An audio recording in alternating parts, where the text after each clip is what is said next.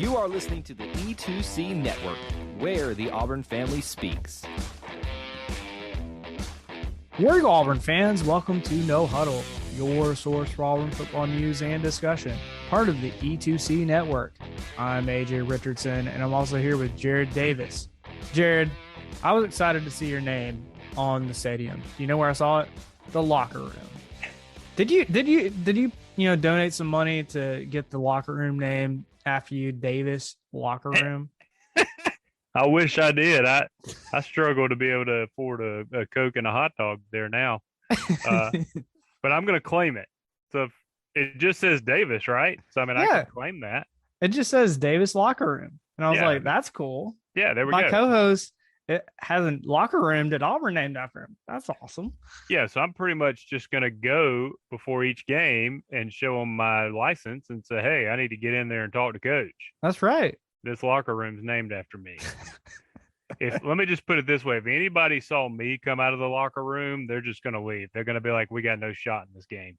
Oh, man. Love it. So, that's cool, though. I did not know that until you told me. Yeah, I don't know how new that is, because I was even Googling around and I was like, I don't think I could find any articles about it. But either way, we're claiming it right now until we have until someone else claims it. Yeah, I'm claiming it. Yeah, claim it. And then don't let the check hit yet. And if they do, yeah, that's right. Yeah. That $4 million check to get in the locker room. Yeah. That was a good one, Jared. That was a good one. Yeah. Hopefully, that's not me, man. I wish it was, but not me. Yeah. But yeah, let's get into some of the 8A stuff, because there was a lot going on this last Saturday. There was lots of people talking about it. There weren't as many people as a normal 8A, but it was also a little cold, and it's the second year of a head coach, so not as much hype as first year head coach, or you just won a championship or something. But I think it was a fun environment. You got to see some of the players. I mean, people always talk about it. It's just like a glorified practice, and to some extent I see that. But with all of the talk that you hear about over the offseason, to actually see it with your own eyes is something you definitely hold on to that. And there was a lot of great play out there. And particularly there was a lot of talk about quarterbacks, and we can just start with that. I mean, that seems to be what everybody's talking about, which, probably rightfully so. The kind of this 3 to 4 way battle between TJ Finley, Robbie Ashford, Holden Garner, and obviously Zach Calzada too. That could be a really interesting battle come this fall, because I don't know about you, Jared, but like I saw some potential in every single one of the guys that got to play. And obviously Zach Calzada didn't get to play just because he's still recovering from an injury, but he'll be back in the fall. So Jared, I want to get your thoughts on where this quarterback battle is and kind of what you're seeing from, the play that these guys had during 8A. Yeah, well, full disclosure to everyone, this is one of the first 8As I've not been able to watch the full thing, so just wasn't able to do it for various reasons. But I did watch the highlights, so it's a little skewed on highlights because you don't see the mistakes. But I'll do the best I can. I mean, TJ just has a cannon of an arm. I mean, he can put it anywhere. Interestingly enough, I felt like he threw several kind of Brett Favre-esque, kind of like a sidearm. Didn't even step into it, but he got it there, and it was a strike on the money on the completions. Mm-hmm. I think with TJ, you kind of he could get better. I keep going back to last year and just the inconsistency. And, there's just no way to know if that's been fixed. He has a great arm. If you ask me who do I want it to be, just from a likability, I would pick TJ. I think he's a humble guy and I like him. But nothing that said, hey, this guy's definitely the answer, but I don't think he did himself any damage. Yeah. Robbie was the first time we really got to see him. I think that kind of skews people's opinions because they had nothing to go off of and it looked pretty good. And so they're really excited. And I think Robbie has a ton of potential. I like the rollout options. Seemed very athletic. He's going to be the guy that can keep a play alive. He's got very Bo-esque in that regard. You could use his legs. And interestingly enough, they had packages to use his legs. So that means Yeah. I mean, I don't know about you, AJ, but I mean, does that mean that they kind of think highly of Robbie? I mean, would you waste time building a package for a running quarterback if you didn't think you had a chance to win the job? They've only had 15 practices, and they've already installed some plays that are specifically, you could see, specifically designed for Robbie Ashford to take it and run. And I think that says something. Now, does that mean Robbie Ashford, that's, a sign, a tip of the hat to like he's going to be the quarterback next year or this upcoming season? I don't know. But I think it does say that there's enough credibility to what he can do that Harsin said, you know what, in this offseason, let's cater to what you can do. And what you can do is just use your athletic ability to get yards. I mean, like, there are a handful of times Robbie Ashford, we're playing 2-hand touch with quarterbacks. He got called, a dude literally placed a hand on his jersey. But in a live scenario where he's getting tackled, I think he would have broken pretty much all of them. And a lot of times gotten the 20, 30-yard runs that, I feel like if there were a lot of other quarterbacks in there, might not have even had a positive yard out of that. But yet Robbie Ashford was able to. And I think that's kind of where I see the hype coming out of this is people get really excited when they're like, oh, new, flashy quarterback that can do a lot and, doesn't look inept. He looks comfortable in the pocket. And that's kind of the exciting part. And I don't necessarily know if I'm 100% on the Robbie Ashford train right now, but it did pique my interest in him. And I've, been pretty clear. Like I really like TJ Finley, but Robbie Ashford showed something that I think a lot of people really liked. Robbie is, and listen, Robbie may go on to win the Heisman, and I couldn't care less who's quarterbacking for Auburn as long as, they're helping the team win. But Robbie is benefiting double time. He's basically benefiting as the backup quarterback, which is always very popular. Yeah. And the first time we actually saw him was in a scrimmage that he can't be tackled or sacked. So everybody's going to look a little better during that situation. So now everybody thinks Robbie's the savior. Robbie may very well be the savior. And he did look really good. But I think we also need to remind ourselves of there's been a lot of A-Day superheroes throughout the years that we never saw on the field. So it's a good thing. It's promising. But, yeah, I'm not ready to crown Robbie the starter just yet. The other guy, I want to point something out because I saw this as a negative, and then you corrected me, and it could be a really big deal. So Holden, every highlight they showed was a quick out route. And I was like, oh, well, the guy doesn't know the offense. They don't trust him. So they're taking away his decision ability and making it just be a quick out route. You corrected me on that. And I thought that was pretty cool. Tell me why they were doing quick out routes. Yeah. So it was kind of this end of game, end of half kind of scenario with Holden in there. And his goal was march down the field, get a touchdown. And so he was kind of, making those quick decisions that you need to at the end of the game, almost in like this no huddle type environment. And the defense, he was reading the defense, and the defense was giving him those out routes. And so he was like, awesome, keep giving me those 10-yard out routes. I'll take them every day if it's just a little pitch and catch. And he just kept doing it over and over and over. And so I feel like that's kind of reminds me again of, our Bo Nix, like, his very first game as an Auburn Tiger, making that quick decision. Hey, Eli Stove's open. Let me throw it down to him for a touchdown to win the game for us. That's the kind of stuff that, Holden is capable of. And that was kind of shown in an A-Day situation. But that gives me hope that, that he's already starting to make that next stride that, everybody talks about the high school to college level is just so much more hard to do. And Holden's starting to make those steps in that right direction. And for that, like I even give him a shot at potentially being the quarterback this year, even though he's a true freshman.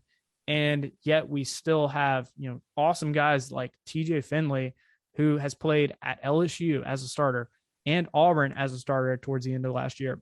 And you have Zach Calzada, who played at Texas A&M as a starter, beat Bama. That's saying a good bit that I think Holden could potentially be it. Yeah, I think everybody's writing him off because he's a true freshman.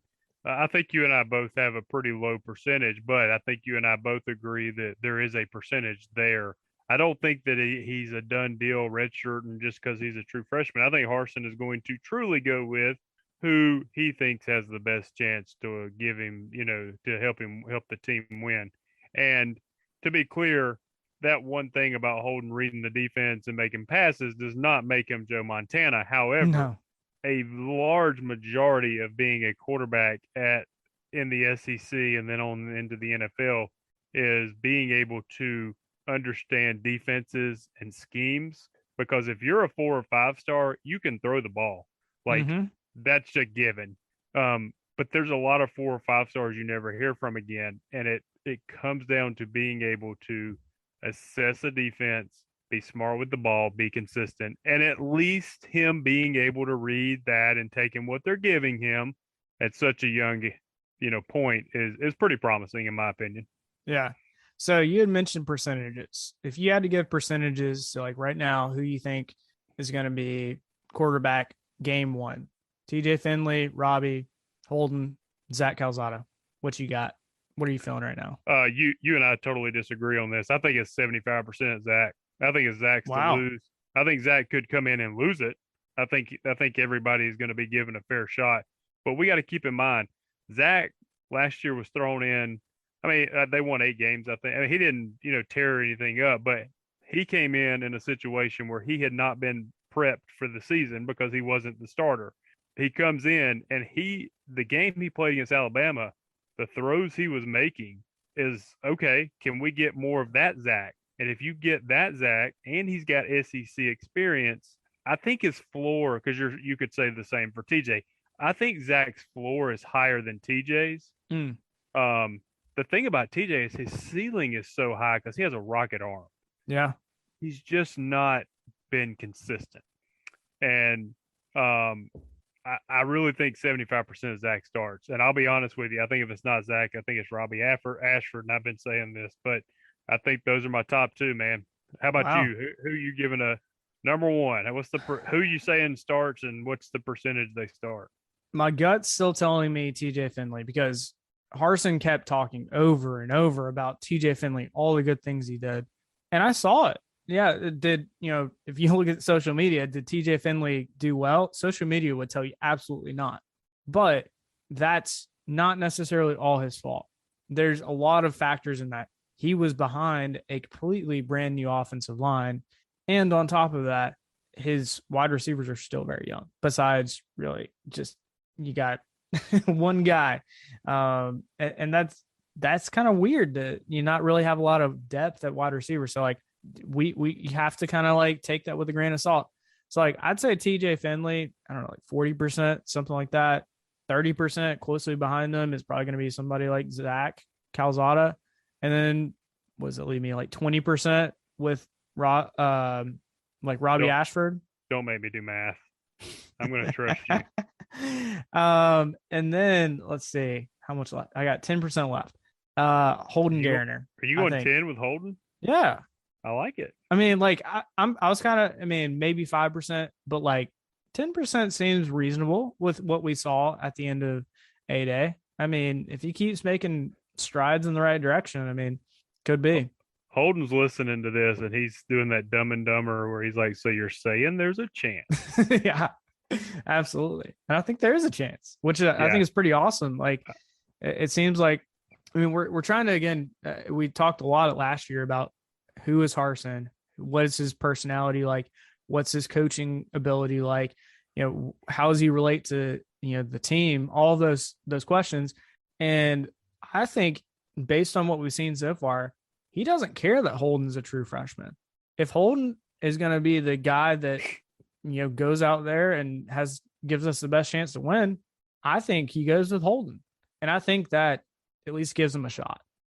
Yeah, I don't think there's a dude on our team where you're like, okay, we are not starting Holden. If it comes down to Holden, we're going. I think I think we got a lot of capable guys. I think it might be one of the most depth we've ever had at the quarterback position because I think you could legitimately send out TJ, Zach, and Robbie. We don't know enough about Holden and probably win some ball games. Yeah. But I don't know that any of them are like, nah, there's no way. We just need to go ahead and redshirt Holden because this guy's so good. So it's like I do think it's truly. I don't know that I give Holden 10%. I'm not knocking you, but I do think that there is a percentage chance there. Well, I mean, I'm not giving Zach Alzada 75%. Yeah, but, no, you know. you're like, wait a minute. Yeah, I didn't have as many percentage points after that, right? You and I need to do a friendly wager. So if it's TJ, like I have to buy you lunch, or if it's Zach, you have to buy. We need to do something like that. All right. Yeah. We'll figure out something. We'll figure it out. Not right like now. that. We'll figure out a good wager. I like that. But yeah, one other thing that I wanted to talk about, which again kind of relates to Harsin and the quarterbacks, is again we're trying to find what is Harsin's personality like? Like who is he? And one of the interesting things, which I saw a little piece of that, and I've seen it in other interviews with him. So he got asked multiple times about quarterbacks, and like one of the reporters I think was like, hey, I got another quarterback question. He's like, of course you do. Everybody has quarterback questions. And you're just like, that's awesome. Like it almost seems like to me, like kind of reminds me of, Saban when he gets really angry at reporters for asking questions about something he hasn't even determined. And so he's like, what do you want me to say? Like, do you want me to just give you, I have no comment. Like, what do you want? Like, what do you want? Yeah, like yes, you're gonna ask, but I have no answer for you. Yeah, I mean, what was his famous phrase Saban had? He was like, "I'm not telling, so quit asking." I think it was something like that. And just like, I feel like that was Harsin's like nicer way of saying, "I don't want to answer your question. I'll tell you all about the good things that all of our quarterbacks have been doing, but I'm not saying who's kind of in my mind the head quarterback." Let me ask you this: do you think, as of the ones right now, if he had to roll with one of those three, do you think he knows right now? Right now, he probably has a bent towards one of them, but that doesn't mean that he doesn't seem like a guy that's going to determine that in April who's going to be the quarterback in literally 4 months from now. There's too much variability with that. And honestly, with how much he's on the hot seat, I wouldn't put all your eggs in one basket. I would leave your options completely open, like a legitimate 100% open competition. And that's your best shot at being successful at offense and ultimately probably keeping your job. So anyway, let's shift a little bit and start talking about running backs here and wide receivers too. There weren't a whole lot of rushing yards during the 8A game, which, it's to be somewhat expected. A lot of times just defense usually is expecting things. They know what you're going to run, but also Auburn's defensive line is just ungodly good. They're so good. And, pair that with offensive line, pretty much having to go to like our second string and third string offensive line. It doesn't help your running game much. So I take our running back stuff with a grain of salt, at least at this point, because if you have right now, I think we had 4 of our 5 starting offensive line out from 8A. So again, take that with a grain of salt. We did see a good bit of Tank, and we saw some interesting stuff from Tank. And Jared, I wanted to talk about this. Something that Harsin did with Tank was motioning him out of the backfield and passing the ball to him. Also lining him up in more of a slot position and letting him run a route. What's kind of your thought on that when, he could just be running the ball up the middle and probably get 4 or 5 yards, if not more? Yeah, I mean, I always have a touch count for your best player kind of thing where I think you need to be getting them X amount of touches, however possible. With Seth Williams, I always said we needed to be getting him, he needs 10 catches a game. Yeah. Well, Tank, you can get him the ball in many different ways. And honestly, out of the back, when you motion him out and put him at receiver, you're doing two things. Not only are you getting the ball in his hands, but he's not taking as many, body blows because he's not having to deal with defensive linemen. So, you're a little fresher, keeping him fresh. He's going to be on a linebacker, a lot of times. I mean, there's so many things you can do this year too, because last year we didn't know what we had with Jarquez, and Worm. I call him Worm. Who's the Sean Shivers? Sean Shivers was good, but I think my point I'm getting at now is you could have Jarquez in the backfield and have a legit threat back there to run it in any fashion, and then send Tank out. And now defenses are like, what are you about to do? Like, I have no idea. You got Tank at a receiver. You just motioned him out. You got Quez that stayed in the backfield. And, I feel like that's a legitimate, okay,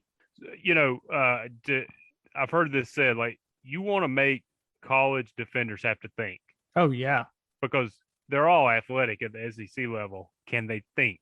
Yep. And the more you motion, the more you create mismatches, the more they're going to have to think, the more they're going to mess up. Yeah. Well, and that's why the best quarterbacks and the best wide receivers and the best running backs end up kind of bubbling up, because they see the mismatch and dude, I'm open. Give it to me. Make something happen. And that's why a lot of them, that's why people stand out in college, is they recognize that. And I think Tank is a huge mismatch for a lot of teams. I think if you give him, I don't think he'll ever be as good as somebody like Ryan Davis. But if he has any hint of, you throw a really quick screen and you just let the dude, juke one person, he could be gone. That's the capability of Tank. And that gets me excited that we're going to be potentially using him more in that role and not necessarily just pound him up the middle when maybe the run game isn't going for us that day, which that's going to happen. It's going to happen, and I'm preparing myself for it, and I'm preparing you for it. We're going to have days where we're not running the ball well, and that's going to hurt. But how can we get the ball down the field? I think you go to guys like, the previous walk-on, Sean Jackson, who's now turned a scholarship running back. He had some great hands. He was bouncing off dudes.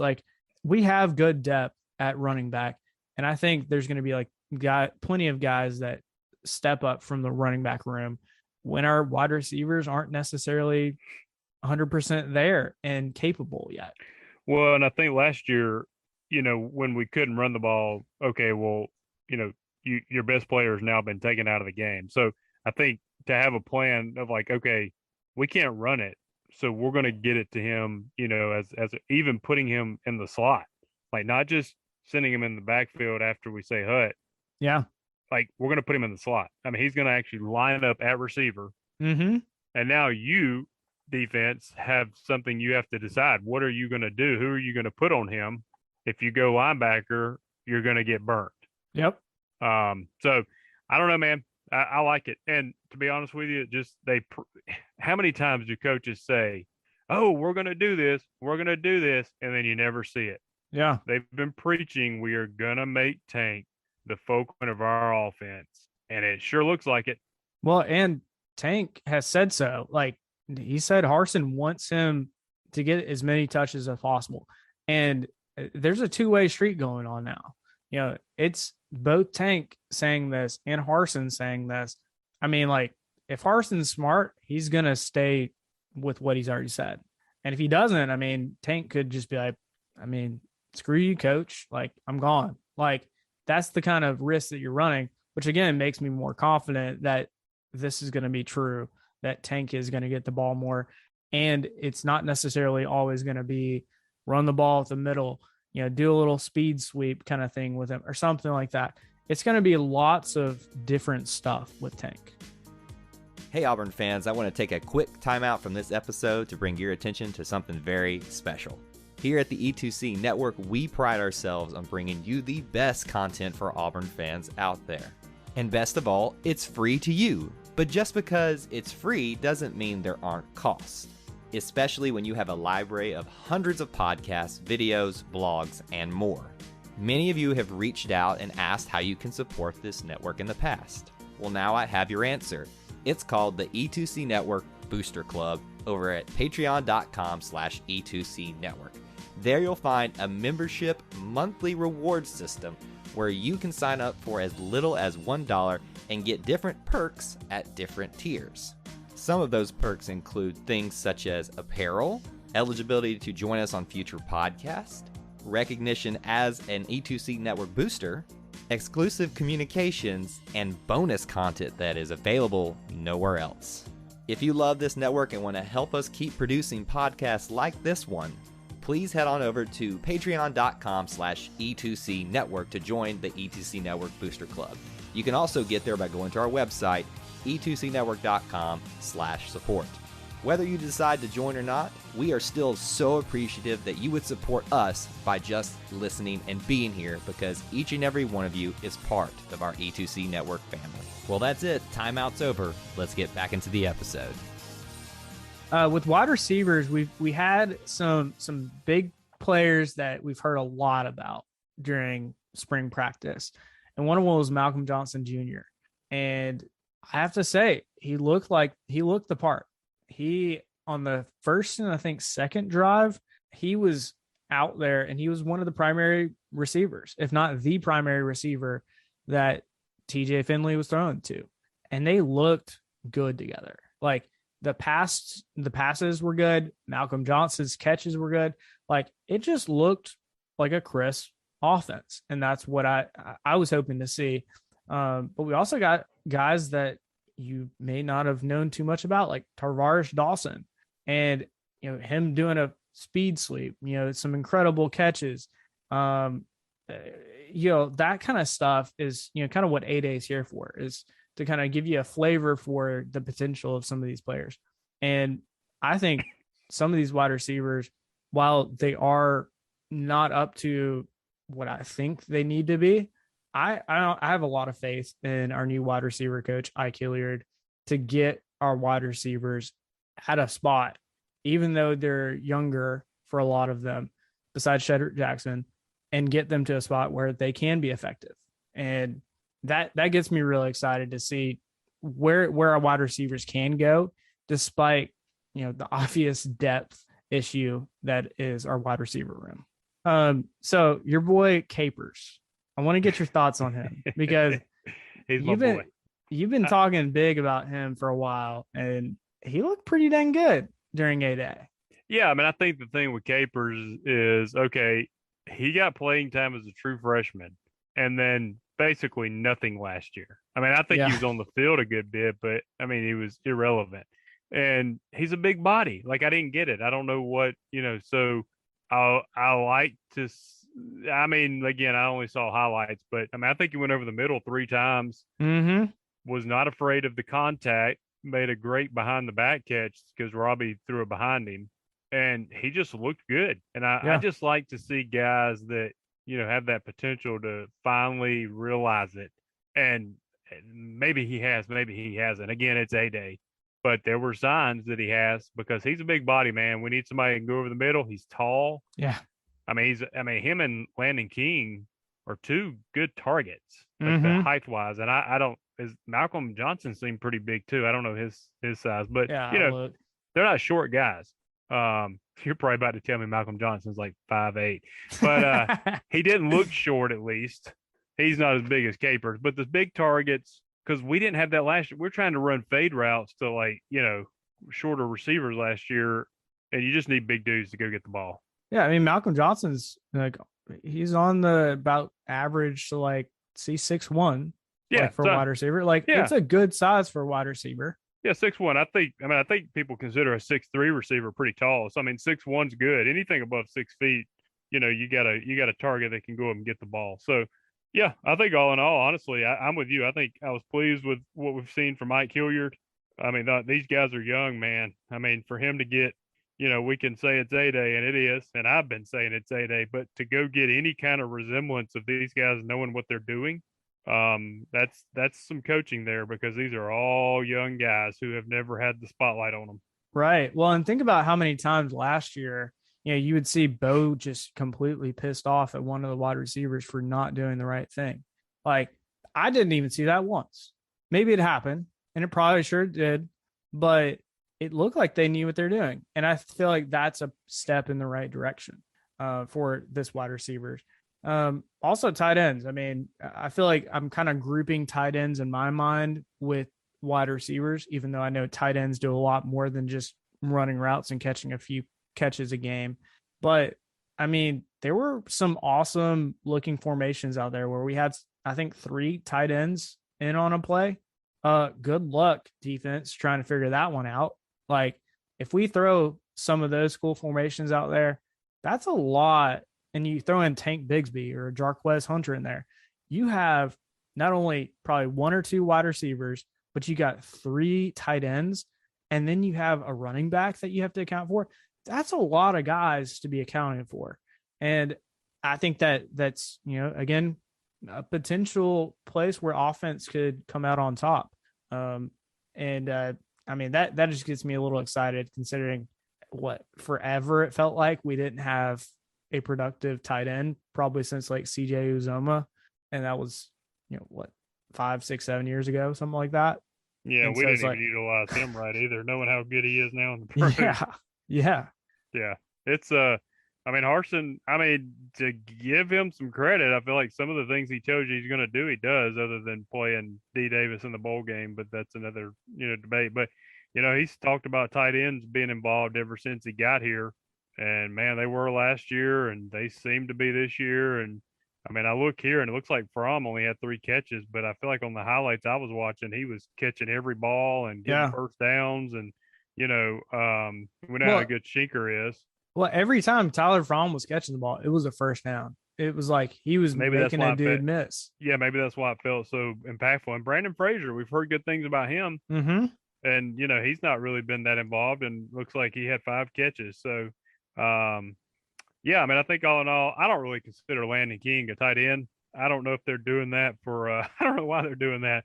I mean, the guy's going to be playing a lot of receiver. So, but yeah, we already have 1, 2, 3. We got 3 guys who had a really productive day at tight end. That's not counting the big kid from Colorado we just brought in, who right, Riley Ducker, who's supposedly, more athletic than any of these guys, and a big body as well. So, yeah, it's we got some depth at that position without a doubt.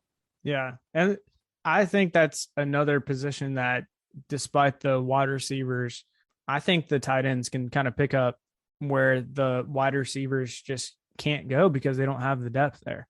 And I love that. I mean, if we could legitimately have 3 to 4 tight ends that, get decent playing time, even if you don't get any catches, I think that bodes well for how you can kind of go throughout the season. Go back and watch. Is it Jay Fair? Who's the new wide receiver? Okay. So and you have to assume he did wrong. So there was a rollout with Robbie Ashford, and 2 guys are in the same spot. It's Tyler Fromm and Jay Fair, and you got to assume Fair ran the wrong route. Go back and watch. It's very subtle. Fromm realized it and stopped his route, and he was in an open spot. He stopped it. Robbie found him, and then he turned it upfield for like 15 yards. So, like, it's just the small things, man. And these guys have been, was Fromm a senior now? He's either a junior or senior. Okay. So he's been around. I mean, Fromm was the one that kept rolling with Bo at the LSU game. He found the spot in the end zone. So it was very subtle. But if you go back and watch it, like, the freshman was making a mistake. Fromm realized it, cut his route off, just sat down in an open spot. And that stuff will win you ball games. Yeah. Well, that'll get you the first down. It'll get you the touchdowns. Like, that's the key things that I felt like a lot of times last year we didn't have, besides really Shinker, a guy that I felt like, oh yeah, let's keep going back to that kid. Like, we didn't have that. And if we could have a tight end besides Shinker do that, I think Tyler Fromm, in my mind, is kind of that next guy that could be that and get us those first downs and touchdowns. Let's shift a little bit on to defense here. The defense seemed to do pretty well. Obviously stopped a lot of the run game, and I feel like that was to be expected. I think our defensive line is just incredible. And the new defensive line coach that we've got seems to be just picking up where the last guy left off. I mean, we're going to be a force to reckon with in the SEC. any kind of rush packages, I feel like our defensive line will be ready for it. And then you kind of combine that with Eku Leota and Derek Hall, who are going to be just menaces in the backfield. And I think you kind of got a good recipe for, keeping our defense going. And that really gets me excited because our defensive line has I think a really high ceiling this year. I mean, could be one of the best if our defense isn't on the field all the time.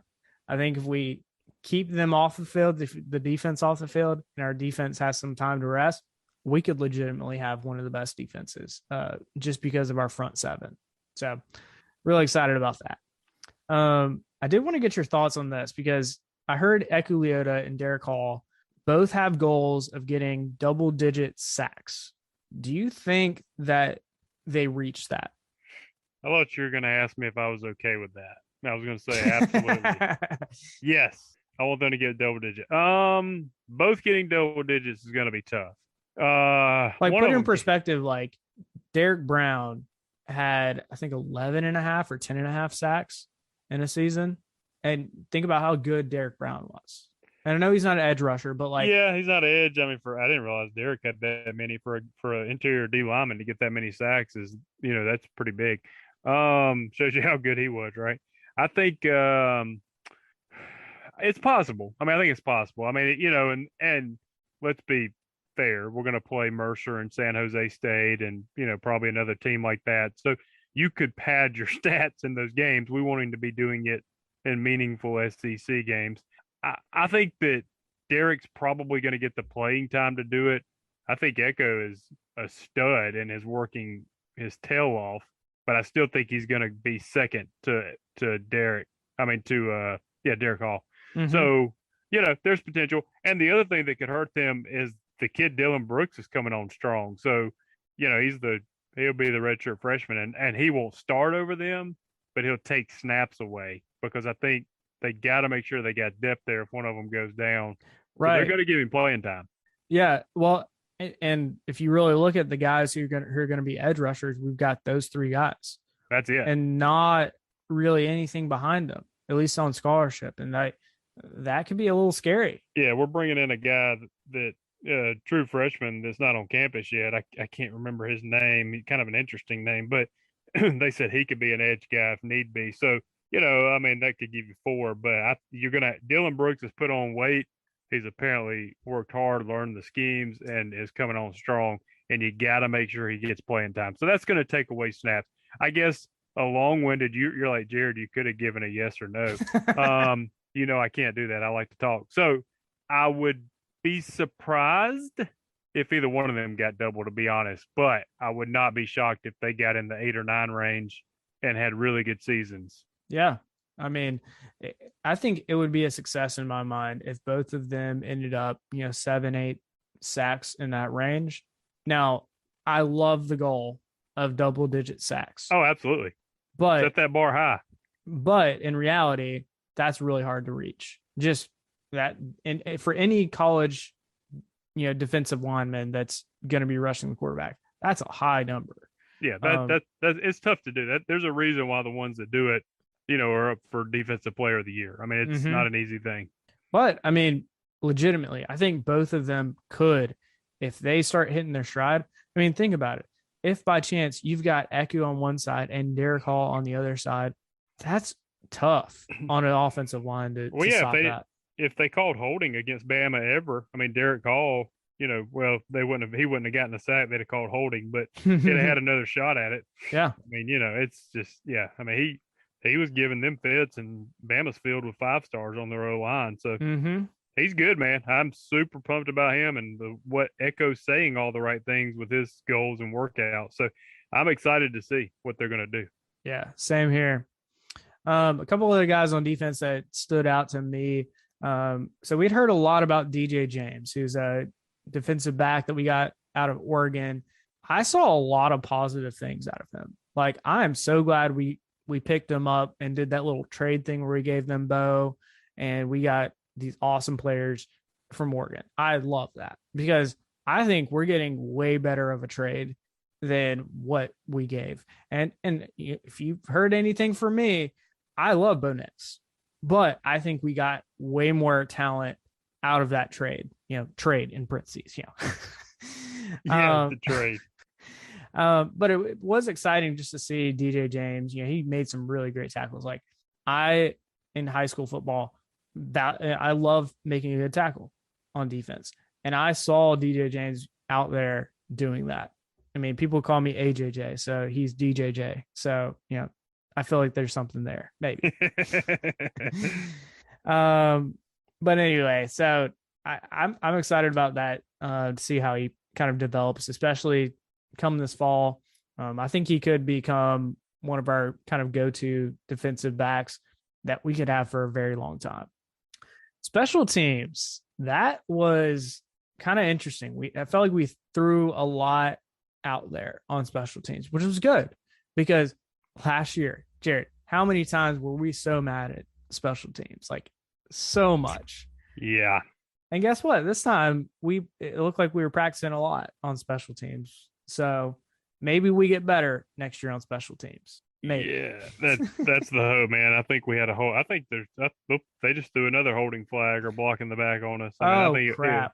It was like there's a target on Smoke Monday too. Oh.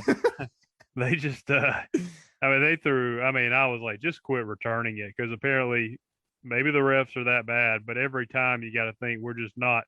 We don't know what we're doing. Yeah, no, it legitimately felt like that.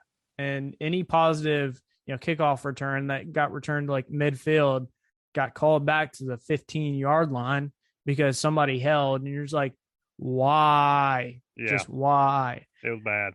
And that's the kind of thing we got to get better at. Like, you can't put yourself already on a kickoff way behind the sticks when putting yourself at midfield. That's a swing of momentum in your back to you if you've not had it in a game. So anyway, as far as injuries go, we still had Anders Carlson out due to his ACL. He's recovering. I saw him on the field kind of walking around with the special teams. So I think he's due to be back fully, which again is pretty cool considering I honestly didn't think we would have somebody that would be, what is he, a fifth year? Is that right? I think it's fifth year. Because his first year, I think he's a fifth year. And so that's pretty cool to have a guy that legitimately has the talent to probably go to the NFL and yet comes back. In this way, he's also kind of helping himself get back to health and raise his draft stock. So I'm looking forward to seeing what Anders can do this next year. We've also had a couple of different kickers, and we had some interesting things go on in the field goal game. So one of the field goals, I think it was about a 21-yarder. We missed the first one. And I was like, oh, of course, like, this is not good. This is not a good way to, have an A-day where you're missing such a short field goal. And it was funny. Like, Harsin just straight up, had them do it again. It wasn't a holding penalty, nothing. Like, just go out there and do it again. So, we had to go out there and do it again. So made the second one. But I just thought that was kind of interesting. And again, I don't think that necessarily says we're going to be bad at kicking because Anders wasn't even out there, but kind of interesting. Ben Patton, he was the guy who took over after Anders Carlson. Ben Patton had a good day. I think he made a 25-yarder and a 40-yarder. So good for him. I love having a good backup. I mean, we all know backups get a lot of love. So Ben gets a lot of my love. For punts and kickoffs, we had Oscar Chapman just doing his thing. The Australian punter from down under, just kicking it, like booming it so long. And even one of those, Donovan Kaufman was back, and Donovan had some good, he caught the ball well from a punt, but there was one that just like squirted right out. Like, it went right over his shoulder. And I was like, oh no, this is what I dread about punt returns. I have nightmares about this stuff. And that's the kind of stuff you got to clean up. You can't have it. But any other thoughts about special teams or anything else you want to talk about, Jared? No, to be fair, I didn't catch those. Didn't make the highlights that much. So I didn't catch a lot of what was going on. But I guess non physical A-Day related, there has been talk that they are going to put Tank on kick return. Mm. So I don't know. They did that as freshman. They did. He at least had one return during A-Day.